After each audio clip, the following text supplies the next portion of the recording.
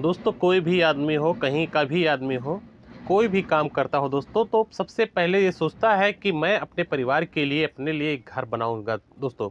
सबसे पहला उसका एक ही लक्ष्य होता है कि उसको घर बनाना है।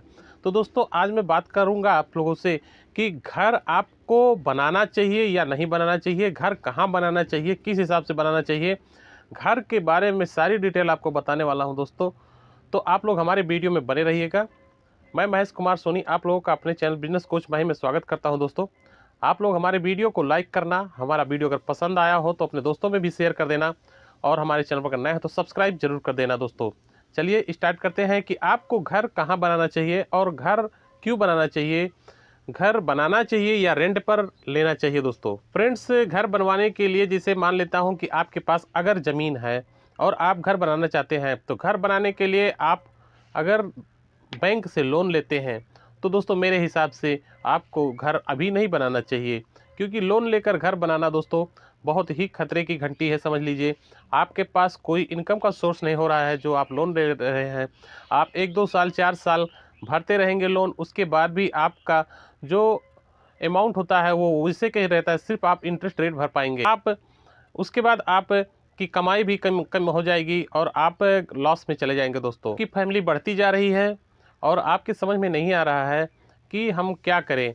जैसे अगर मान लिया जाए कि कहीं किसी भी सिटी में, शहर में आप एक छोटे से कमरे में रहते हैं और आपकी फैमिली बढ़ती जा रही है, जैसे मान लिया आपकी शादी हो गई, आपके बच्चे हो गए, इस हिसाब से अगर आपकी फैमिली बढ़ती जा रही है तो और आपको ये घर छोटा लग रहा है, तो आपको क्या करना है, इस घर को रेंट पे दे के आपको सही लोकेशन पर, जहाँ पर आपका लोकेशन सही दिखे, उस हिसाब से आपको 1000-2000 रुपये अगर आप महंगे में रेंट में लेते हैं तो वो आपके लिए सही होगा, बजाय आपको नया घर खरीदने के। ऐसा मैं क्यों कह रहा हूँ दोस्तों, वो इसलिए कि अगर आप कोई बड़ा घर खरीदने जाते हैं, मान लेता हूँ आपका जो पुराना घर है वो 20 लाख का है और आपने नया घर खरीदा है 80 लाख रुपए का, तो आपको सही मायने में आपको 60 लाख रुपए की और आवश्यकता हो जाएगी। अब 60 लाख रुपए अगर आपके पास नहीं है तो जाहिर सी बात है कि आप लोन लेंगे, बैंक से लोन लेंगे, और 60 लाख रुपए आप जब बैंक से लोन ले लेंगे और आपको सामने वाले को जब आप पे करेंगे, उसके बाद ये तो आपका जो घर है पीछे वाला 20 लाख का, वो तो बिका ही बिका। आप जब 60 लाख रुपए और लगाएंगे बैंक से जो लोन लिए हैं, उसका इंटरेस्ट रेट बहुत ही हाई होगा और आप 4-5 साल तक भरते जाएंगे दोस्तों, तब भी उसका जो 60 लाख रुपए आपका बचा ही रहेगा, क्योंकि आप सिर्फ इंटरेस्ट रेट ही पे कर पाएंगे दोस्तों, और आपकी जो कमाई होगी वो भी चली जाएगी। उसी घर की वजह से आप बहुत ही नीचे चले जाएंगे और वो घर भी हो सकता है कि आपका ना रह जाए, क्योंकि आप रेंट भरते भरते ही आप थक जाएंगे। उसका जो किस्त होता है EMI, उसका किस्त भरते भरते आप थक जाएंगे और आपको वो पूरा ही नहीं हो पाएगा। अगर आप इस तरह से करते हैं तो मेरे हिसाब से आपको उसी घर को जो 20 लाख रुपए की आपकी घर है, उसको आपको रेंट पर दे देना चाहिए, और रेंट पर देने के बाद आपको अपने जो लोकेशन पर जो आप वो घर खोज रहे थे, उसी हिसाब का घर जो है आपको रेंट पर ले लेना चाहिए। हो सकता है 2-3 हज़ार रुपये आपको महंग पड़े, क्योंकि आपका लोकेशन अच्छा हो जाएगा, तो आप वहाँ पर जाकर फैमिली प्लानिंग कर सकते हैं और आप रेंट पर रहकर 2-3 हज़ार रुपये से आप अपना स्टार्ट कर सकते हैं।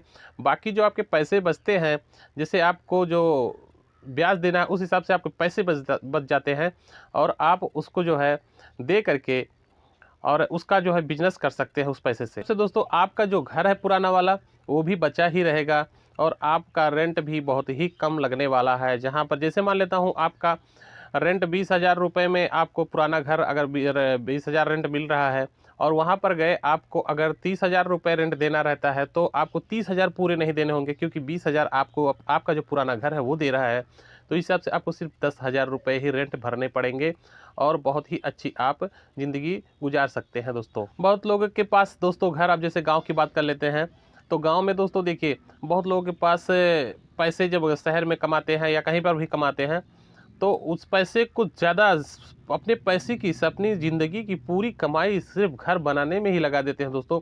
एक बहुत बड़ा घर बनाते हैं, तो घर बनाते क्यों हैं? वो इसलिए कि सामने वाला जो उनका पड़ोसी है या सामने वाला जो है वो अगर कोई घर बना लिया तो वो अपने दिमाग में बैठा लेते हैं कि हमको उससे भी ज़्यादा बड़ा घर बनाना है। उस हिसाब से वो लोग घर बनाते हैं जिसकी ज़रूरत उनको बिल्कुल नहीं होती है। वहाँ पर कोई भी ज़रूरत नहीं पड़ती है गाँव में, उसका कोई रेंट भी नहीं आने वाला है। और गाँव में आप सिर्फ दिखावे की वजह से आप बड़े-बड़े घर बनाते हैं, आगे चल के आपके बच्चों को वही परेशानी झेलनी पड़ती है, क्योंकि उनको मजबूरी में वहीं रहना पड़ता है, उस घर को देखना पड़ता है। आपके बच्चे का क्या भविष्य रह जाता है, क्योंकि वहीं पर रह जाता है। अगर वो बाय चांस बाहर निकलना चाहे तो उस घर को क्या करेगा? ये सब बातें हैं दोस्तों, आपको घर बनाने से पहले सोच लेनी चाहिए। आपको रहने के लिए घर ज़रूरी है, बहुत ही अच्छी फिनिशिंग वाली घर बना लीजिए। छोटी घर बनाइए, बहुत ही खूबसूरत बनाइए। कोई ज़रूरी नहीं है कि बहुत हाईवी घर, बहुत हाई घर बनाना और लाखों करोड़ों करोड़ों रुपए खर्च कर देना उस घर में। करोड़ों रुपए घर बनाने में खर्च कर सकते हैं कहाँ पर? अगर आप शहर में हैं, उसको रेंट पर देने के लिए ही करोड़ों रुपए आप खर्च कर सकते हैं, तो वो तो हो गया आपका इन्वेस्टमेंट, मतलब कि आप बिज़नेस कर रहे हैं, वो अलग चीज़ हो गया।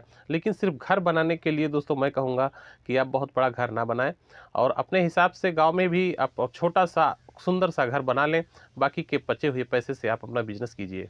तो दोस्तों, उम्मीद करता हूँ कि आप घर बनाने से पहले ये बातें समझ गए होंगे कि आपको घर बनाना चाहिए या नहीं बनाना चाहिए। अगर ऐसी जो मैं बता चुका हूँ इस सिचुएशन में आप हैं, तो मेरे ही हिसाब से कीजिएगा, आप नुकसान में नहीं जाएँगे, फ़ायदे में ही रहेंगे दोस्तों। उम्मीद करता हूँ ये वीडियो पसंद आया होगा, पसंद आया हो तो लाइक करना, कमेंट करना, हमारे चैनल पर अगर नए हैं तो सब्सक्राइब ज़रूर करना। मिलते हैं किसी नेक्स्ट वीडियो में, जब तक के लिए नमस्कार।